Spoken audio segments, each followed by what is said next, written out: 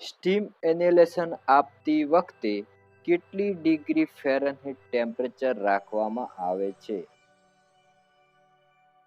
જવાબ આવશે 120 થી 160 અંશ ફેરનહીટ. પ્રશ્ન નંબર 2, તમે એનીમા આપતી વખતે એનીમા કેનને કેટલું ઊંચું રાખશો?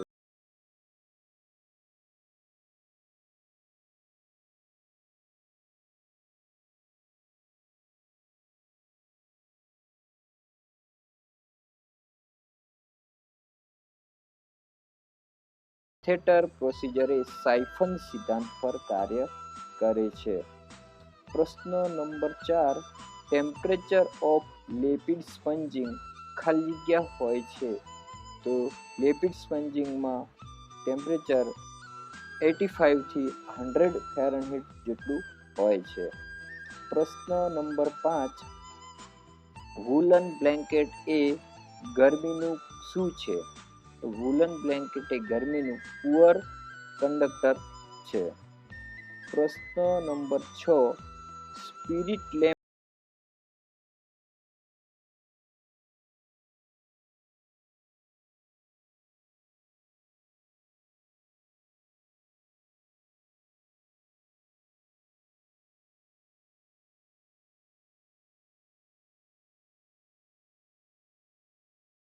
આવે તો લાઈક કરો. આપણે આગળના પ્રશ્ન જોઈએ. પ્રશ્ન નંબર 7, 1 આઉન્સ એટલે ખાલી જગ્યા ગ્રામ. 1 આઉન્સ એટલે 30 ગ્રામ. પ્રશ્ન નંબર 8, દર્દીને મેડિસિન કે ડ્રગ્સ આપતી વખતે તમે કઈ બાબતો ધ્યાનમાં રાખશો? તો દર્દીને મેડિસિન કે ડ્રગ આપતી વખતે આપણે right patient, right drug and dose, right time and method, આ બધા જ પ્રકારના એ ધ્યાનમાં લેવામાં આવે છે. એનો જવાબ આવશે ABC ઓલ. પ્રશ્ન number 9, medicine muscles ટિશ્યુમાં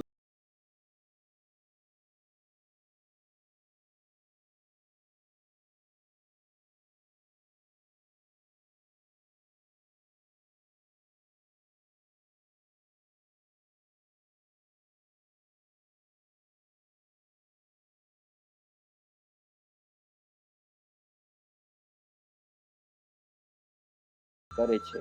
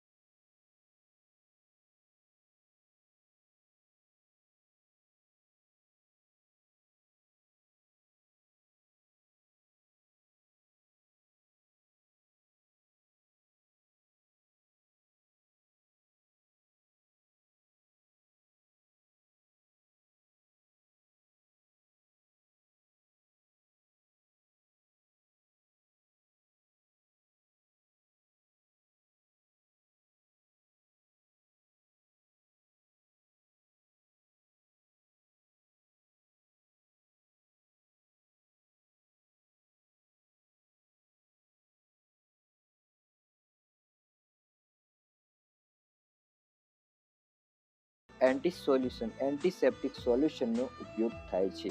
back case માટે કયા એન્ટિસેપ્ટિક સોલ્યુશનનો ઉપયોગ થાય છે? બેક કેસ માટે, બેક કેર માટે આપણે સ્પિરિટનો ઉપયોગ થાય છે. પ્રશ્ન નંબર 18, બેક કેસ માટે પાણીનું ટેમ્પરેચર કેટલું હોય છે? તો બેક કેસ એટલે કે બેક કેર માટે પાણીનું ટેમ્પરેચર 105 અંશ ફેરનહીટથી 100 અંશ ફેરનહીટ જેટલું રાખવામાં આવે છે. પ્રશ્ન નંબર 19, દાંતના રૂટમાં પસ થવું એટલે? તો પાયોરિયા. પાયોરિયા મીન્સ દાંતના રૂટની અંદર ઇન્ફેક્શન, ઇન્ફ્લામેશન. પ્રશ્ન નંબર 20 નર્સિંગ પ્રોસેસનું ફર્સ્ટ સ્ટેપ એટલે તો નર્સિંગ પ્રોસેસનું ફર્સ્ટ સ્ટેપ શું છે? એસેસમેન્ટ. પ્રશ્ન નંબર 21 ટાઈપ્સ ઓફ રિપોર્ટ. રિપોર્ટના કેટલા ટાઈપ છે? તો રિપોર્ટના 2 ટાઈપ છે. મિત્રો, જે મિત્રો આપણે ચેનલને પહેલી વાર જોઈ રહ્યા છે તે સબસ્ક્રાઇબ કરે અને બાજુના આપેલા બેલ આઇકોનને પ્રેસ કરે જેથી કરીને નેક્સ્ટ વિડીયોની નોટિફિકેશન તમને મળી રહે. પ્રશ્ન નંબર 22 કઈ પોઝિશન કેથેટરાઇઝેશન વખતે વાપરશો?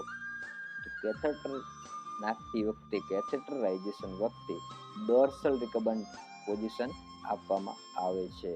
પ્રશ્ન નંબર 23 વેક્ટર બોર્ન એ કયું મોડ ઓફ ટ્રાન્સમિશન છે? તો vector Born A indirect mode of transmission છે.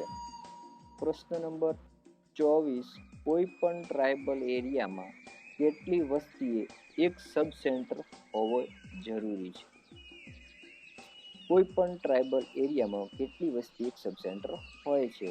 તો 3000 વસ્તીએ ટ્રાઇબલ એરિયામાં 3000ની વસ્તીએ એક સબ સેન્ટર હોય છે. પ્રશ્ન નંબર 25 બાળક સામાન્ય કેટલા વર્ષે બેસતા શીખે છે? તો બાળક 6 થી 8 વર્ષની ઉંમરે 6 વર્ષની ઉંમરે સામાન્ય રીતે બેસતા શીખે છે. પ્રશ્ન નંબર 6 આઘાતમાં બોક્સ ક્યાં મૂકવામાં આવે છે?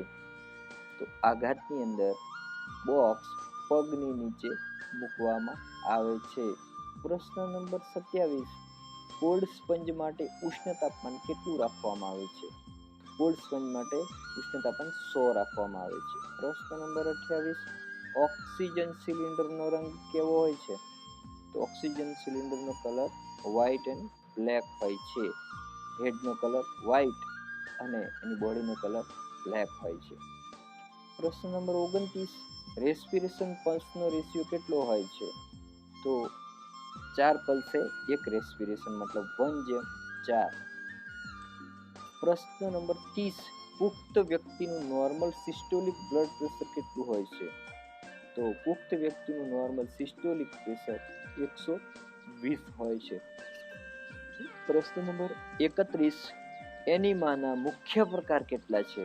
તો એનિમાના મુખ્ય 6 પ્રકાર છે. પ્રશ્ન નંબર 32 ફ્લોરેન્સ નાઇટિંગેલનો જન્મ કઈ સાલમાં થયો હતો? ફ્લોરેન્સ નાઇટિંગેલનો જન્મ 1820માં થયો હતો. પ્રશ્ન નંબર 33 ઓઆરએસમાં સોડિયમ ક્લોરાઇડનું પ્રમાણ કેટલું હોય છે? ઓઆરએસમાં સોડિયમ ક્લોરાઇડનું પ્રમાણ 3.5 ગ્રામ હોય છે. પ્રશ્ન નંબર 34 ક્રેનિયલ નર્વની સંખ્યા કેટલી હોય છે? તો ક્રેનિયલ નર્વની સંખ્યા 62 હોય છે, એટલે કે 31 જોડી હોય છે. પ્રશ્ન નંબર 35 20 થી 28 અઠવાડિયાની પ્રેગ્નન્સી દરમિયાન ફીટલ હાર્ટ સાઉન્ડ કઈ જગ્યાએ સંભળાય છે? તો 20 થી 28 અઠવાડિયાની પ્રેગ્નન્સી દરમિયાન ફીટલ હાર્ટ સાઉન્ડ અમ્બિલિકલથી નીચે એટલે કે મિડ લાઇન પર સંભળાય છે. પ્રશ્ન નંબર 36 નીચેનામાંથી કયા સાધનનો ઉપયોગ ફીટલ હાર્ટ સાઉન્ડ સાંભળવા માટે થાય છે? એફએસએચ સાંભળવા માટે કયા સાધનનો ઉપયોગ થાય છે? ડોપલર, ફિટોસ્કોપ, સ્ટેથોસ્કોપ કે ઓટોસ્કોપ? જવાબ આવશે ફિટોસ્કોપ. પ્રશ્ન નંબર 37 પ્રીમેચ્યોર બેબી એટલે શું? પ્રીમેચ્યોર બેબી કોને કહેવાય છે? તો બાળકનો જન્મ પૂરા અથવા અધૂરા મહિને થયો હોય એને પ્રીમેચ્યોર બેબી કહેવામાં આવે છે. અધૂરા મહિને જે બાળક જન્મે અથવા તેનું વજન 2.5 થી વધુ હોય એને પ્રીમેચ્યોર બેબી કહેવામાં આવે છે. પ્રશ્ન નંબર 39 18 થી 20 અઠવાડિયામાં બાળક પહેલી વાર પેટમાં ફરકે અને સગર્ભા માતાને ખબર પડે તો તેને શું કહે છે? તો એને ક્લિકનિંગ કહેવામાં આવે છે. પ્રશ્ન નંબર 40 યુરિન શુગર કરવા માટે કયું સોલ્યુશન વપરાય છે? યુરિન શુગર કરવા માટે બેનેડિક્ટ સોલ્યુશનનો ઉપયોગ થાય છે. પ્રશ્ન નંબર 41, કયો નીચેનામાંથી કયો ઉત્સર્ગ તંત્રનો અવયવ નથી? તો બ્રેઇન એ ફેફસા, કિડની, બ્રેઇન અને ચામડી, આ ચારમાંથી બ્રેઇન એ ઉત્સર્ગ તંત્રનો અવયવ નથી. પ્રશ્ન નંબર 42, કયા વિટામિનની ખામીથી એબોર્શન થવાની વધુ શક્યતા રહે છે? વિટામિન ઈ ની ખામીથી. વિટામિન ઈ ની ખામીથી એબોર્શન થવાની શક્યતા રહે છે. પ્રશ્ન નંબર 43, નીચેનામાંથી કયો આઈ ડિઝીઝ છે? ડર્મેટાઇટિસ, કેટેરેક્ટ, ટોન્સિલાઇટિસ કે બધા જ? તો એબીસી તમામે આંખના રોગ છે. પ્રશ્ન નંબર 44, નીચેનામાંથી કયો સેન્સરી ઓર્ગન છે? સ્કિન એ સેન્સરી ઓર્ગન છે. પ્રશ્ન નંબર 45, કોન્સ્ટિપેશન અટકાવવા માટે દર્દીને કેવો ખોરાક આપવો જોઈએ? કોન્સ્ટિપેશન અટકાવવા માટે દર્દીને ફાઇબર ડાયટ આપવો જોઈએ. પ્રશ્ન નંબર 46, પર્સનલ હાઇજીનમાં શેનો સમાવેશ થતો નથી? સ્કિન, ક્લોથ, ઇન્ટરનલ ઓર્ગન કે વોઇસ? તો વોઇસનો સમાવેશ પર્સનલ હાઇજીનમાં થતો નથી. પ્રશ્ન નંબર 47, બાળકમાં બ્રેગમાં ફ્રોન્ટાનેલ કેટલા માસે પૂરાય છે? બાળકમાં 18 મહિને બ્રેગમાં એટલે ફ્રોન્ટાનેલ પૂરાય છે 18 મહિને. પ્રશ્ન નંબર 48, ફ્યુટલ સ્કેલનો બાયપેરાઇટલ ડાયામીટર કેટલો હોય છે? તો ફ્યુટલ સ્કેલનો બાયપેરાઇટલ ડાયામીટર 9.5 સેન્ટીમીટર હોય છે. 49, પ્લેસેન્ટાનું વજન કેટલું હોય છે? તો પ્લેસેન્ટાનું વજન 500 ગ્રામ હોય છે. મિત્રો સોરી, ઓપ્શનમાં સેન્ટીમીટર લખેલું છે પરંતુ ગ્રામ આવશે, 500 ગ્રામ. આગળનો પ્રશ્ન નંબર 50, ફ્યુમિગેશન માટે ખાલી જગ્યા ટકાનું ફોર્મેલિન સોલ્યુશન વાપરવામાં આવે છે. તો ફ્યુમિગેશન માટે 10% ફોર્મેલિન સોલ્યુશન વાપરવામાં આવે છે. પ્રશ્ન નંબર 51, કાર્બોલિક એસિડ પોઈઝનિંગમાં દર્દીને શું આપવામાં આવતું નથી? તો કાર્બોલિક એસિડિક પોઈઝનમાં દર્દીને સોડિયમ કાર્બોનેટ આપવામાં આવતું નથી. પ્રશ્ન નંબર 52, હાઇડ્રોકેફેલસની સારવાર માટે શું કરવામાં આવે છે? હાઇડ્રોકેફેલસની સારવાર માટે ક્રેનિયોટોમી કરવામાં આવે છે. પ્રશ્ન નંબર 53, બ્રેસ્ટ મિલ્કની જગ્યાએ આપવામાં આવતી આર્ટિફિશિયલ ફીડને શું કહેવામાં આવે છે? બ્રેસ્ટ મિલ્કની જગ્યાએ આપવામાં આવતા આર્ટિફિશિયલ ફીડને શું કહે છે? Supplementary feeding. પ્રશ્ન નંબર 54, ઓરલ થ્રશ થવા માટે કારણભૂત ઓર્ગેનિઝમ કયું છે? ઓરલ થ્રશ થવા માટે કારણભૂત ઓર્ગેનિઝમ કેન્ડિડા આલ્બિન્સન્સ. પ્રશ્ન નંબર 55, નીચેનામાંથી કયું એક એબનોર્મલ રેસ્પિરેશન નથી? એનોક્સિયા, બ્રીથિંગ એપ્રિયા કે ઇન્ટરમિટન્ટ? ઇન્ટરમિટન્ટ એ એબનોર્મલ રેસ્પિરેશન નથી. પ્રશ્ન નંબર 56, ફિઝિકલ એક્ઝામિનેશન માટે કઈ મેથડ વપરાતી નથી? ઇન્સ્પેક્શન, પાલ્પેશન, અસ્કલ્ટેશન કે ફેટોસ્કોપી? તો ફેટોસ્કોપી એ ફિઝિકલ એક્ઝામિનેશન માટે નથી વપરાતી. પ્રશ્ન નંબર 57, જન્મ પછી તરત જ બાળકને કઈ વેક્સિન આપવામાં આવે છે? તો જન્મ પછી બાળકને તરત જ બીસીજી અને ઓપીવી વેક્સિન આપવામાં આવે છે. પ્રશ્ન નંબર 58, નીચેનામાંથી કયા બ્રેસ્ટ ફીડિંગમાં થતા પ્રોબ્લેમ નથી? ઇમોશનલ, ફ્લેટ નિપલ્સ, સ્પ્રે કે રિક્વાયર્ડ પ્રિપેરેશન? પ્રશ્ન નંબર 59, અમ્બિલિકલ કોર્ડની લંબાઈ કેટલા સેન્ટીમીટર હોય છે? અમ્બિલિકલ કોર્ડની લંબાઈ 56 સેન્ટીમીટર હોય છે. પ્રશ્ન નંબર 60, પેલ્વિસમાં ટોટલ કેટલા જોઈન્ટ આવેલા હોય છે? પેલ્વિસની અંદર ટોટલ 4 જોઈન્ટ આવેલા હોય છે. પ્રશ્ન નંબર 61, 32 અઠવાડિયાના બાળકની લંબાઈ કેટલી હોય છે? 32 અઠવાડિયાના બાળકની લંબાઈ 40 સેન્ટીમીટર હોય છે. પ્રશ્ન નંબર 62, 40 અઠવાડિયાની પ્રેગ્નન્સી સમયે નોર્મલ ફીટસનું વજન કેટલું હોય છે? 40 અઠવાડિયાની પ્રેગ્નન્સી સમયે નોર્મલ ફીટસનું વજન 3.360 ગ્રામ હોય છે. 3.3 કિલોગ્રામ હોય છે. પ્રશ્ન નંબર 63, 2 ગ્રામ ફેટમાંથી કેટલી કેલરી મળતી હોય છે? 2 ગ્રામ કેલરીમાંથી 18 કિલો કેલરી મળે છે. પ્રશ્ન નંબર 64, બોડીમાં વધારાની ફેટ ક્યાં જમા થાય છે? તો બોડીમાં વધારાની ફેટ એપિડિયસ ટિશ્યુમાં એડિપોઝ ટિશ્યુમાં જમા થાય છે. દૂધમાંથી પેથોજન ડિસ્ટ્રોય કરવા કઈ મેથડ વપરાય છે? તો દૂધમાંથી પેથોજન ડિસ્ટ્રોય કરવા માટે પેસ્ચ્યુરાઇઝેશન નામ મેથડ વપરાય છે. પ્રશ્ન નંબર 66 એન્ટી હેમરેજિક તરીકે કયું વિટામિન કામ કરે છે? તો વિટામિન કે એન્ટી હેમરેજિક તરીકે કામ કરે છે. સોયાબીનમાંથી કેટલું પ્રોટીન મળે છે? સોયાબીનમાંથી 40% પ્રોટીન મળે છે. પ્રશ્ન નંબર 68 શરીરમાં વધારાની વિટામિન શામાં જમા થાય છે? તો શરીરમાં વધારાના વિટામિન લીવરમાં જમા થાય છે. પ્રશ્ન નંબર 69 એન્ટી સ્ટરીલિટી તરીકે કયું વિટામિન કામ કરે છે? તો વિટામિન ઈ એ એન્ટી સ્ટરીલિટી તરીકેનું કામ કરે છે. પ્રશ્ન નંબર 70 ડેન્ટલ કેરીસ શાની ખામીથી થાય છે? તો ક્લોરીનની ખામીથી ડેન્ટલ કેરીસ થવાની શક્યતા રહે છે. પ્રશ્ન નંબર 71 મુખ્યતઃ રાઇગરના કુલ કેટલા સ્ટેજ છે? તો મુખ્યત્વે રાઇગરના કુલ 3 સ્ટેજ છે. પ્રશ્ન નંબર 72 મિડલ એજમાં રેસ્પિરેશન કેટલા હોય છે? તો મિડલ એજમાં રેસ્પિરેશન 14 થી 18 હોય છે. પ્રશ્ન નંબર 73 દર્દીને પેન રિલીવ કરવા કઈ દવા આપવામાં આવે છે? તો દર્દીનું પેન રિલીવ માટે એનાલ્જેસિક દવા આપવામાં આવે છે. પ્રશ્ન નંબર 74 મુખ્યતઃ નર્સિંગ કરનારનો યુનિફોર્મ કેવો હોવો જોઈએ? તો મુખ્યતઃ નર્સિંગ કરનારનો યુનિફોર્મ સફેદ અને સ્વચ્છ હોવો જોઈએ. પ્રશ્ન નંબર 75 લોહીનું ઊંચું દબાણ થવામાં કઈ વસ્તુ ભાગ ભજવતી નથી?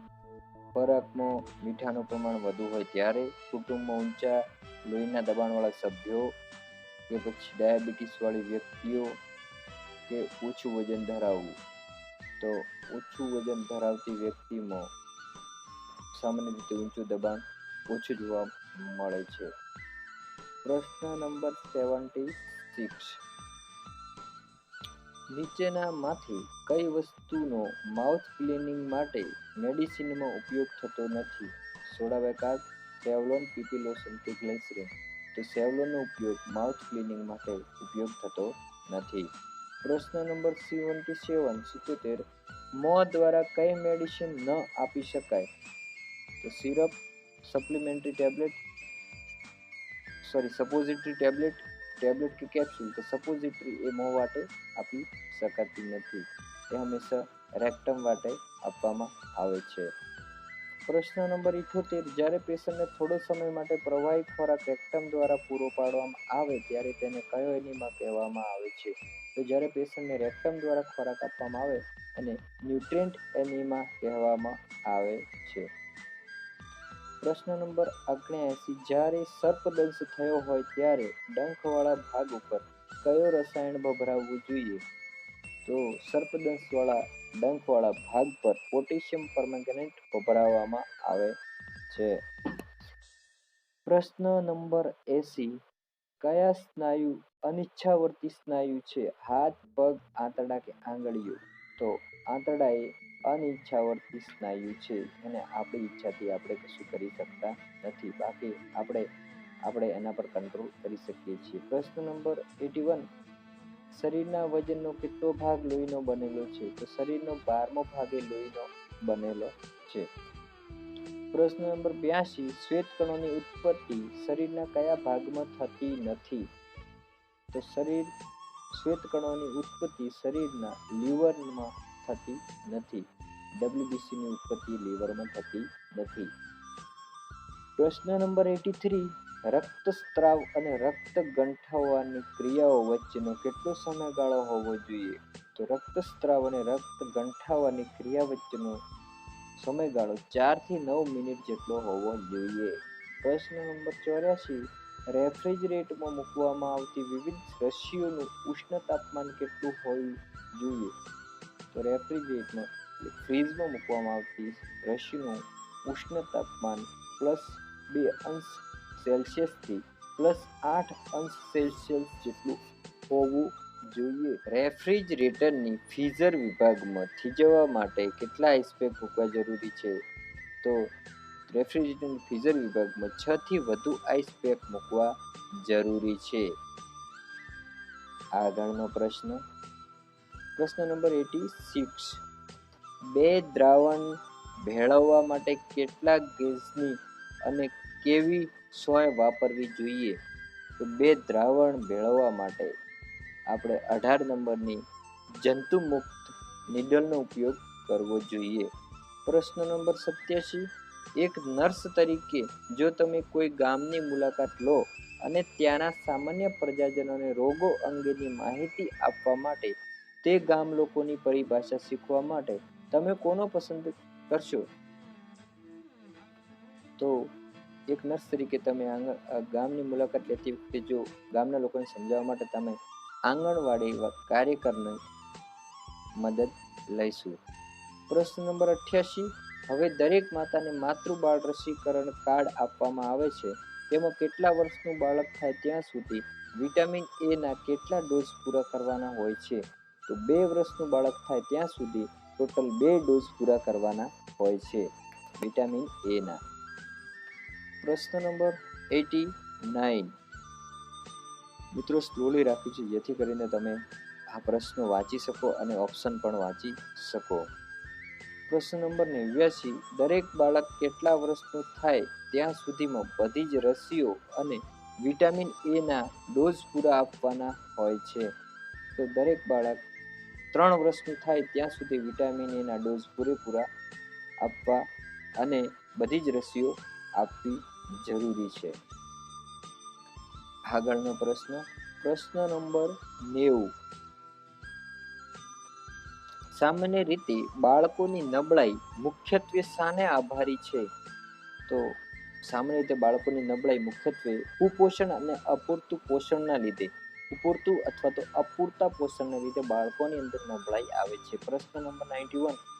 ઇન્સ્યુલિનની દવાનો વધુ પડતો ડોઝ લેવાઈ ગયો હોય ત્યારે શું કરવું? જો ઇન્સ્યુલિનનો વધુ પડતો ડોઝ લેવાઈ જાય ત્યારે દર્દીને પાણીમાં ખાંડ ભેળવી કે મુરબ્બો અથવા મીઠાઈનો એક ટુકડો ખવડાવવો. પ્રશ્ન નંબર 92. દર્દીને લઈ જવા માટે વપરાતું સ્ટ્રેચરનું કાપડ એટલે? દર્દીને લઈ જવા માટે વપરાતા સ્ટ્રેચરનું કાપડ કેવું હોય છે? તો એ કાપડ કેનવાસનું હોય છે. પ્રશ્ન નંબર 93. ખભા, કમર અને અંગૂઠા માટે કયો પાટો બાંધવામાં આવે છે?